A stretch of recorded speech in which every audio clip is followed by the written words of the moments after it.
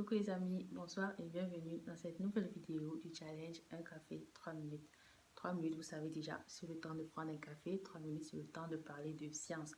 Dans la vidéo d'aujourd'hui, je voudrais qu'on discute un peu, même si c'est un monologue, qu'on discute un peu de quelque chose que j'ai lu voilà, dans un quotidien scientifique.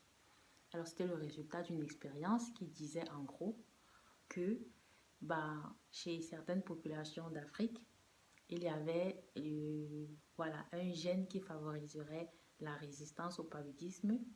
Et c'est de manière fortuite que d'une équipe américaine et japonaise ont découvert que chez cette même personne-là qui avait ce gène de résistance au paludisme, il y avait également la présence d'un tendon d'Achille large, élastique, qui leur conférerait des capacités physiques décuplées en matière de course et de saut.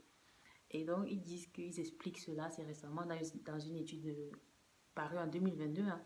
Ils expliquent que, en fait, ce gène, le gène PISO1, une version mutée de ce gène, c'est une protéine membranaire.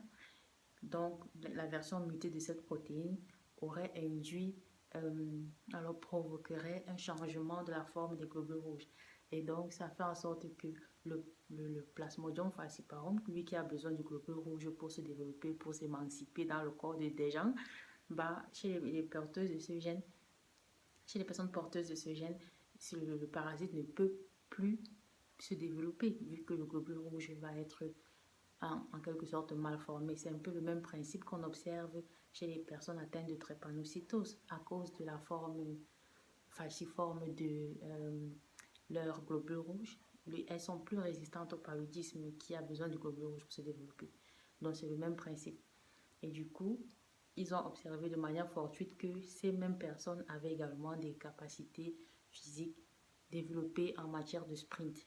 Donc ils ont mené une expérience avec des souris chez qui on a induit un gène similaire, c'est-à-dire un gène qui a la même fonction.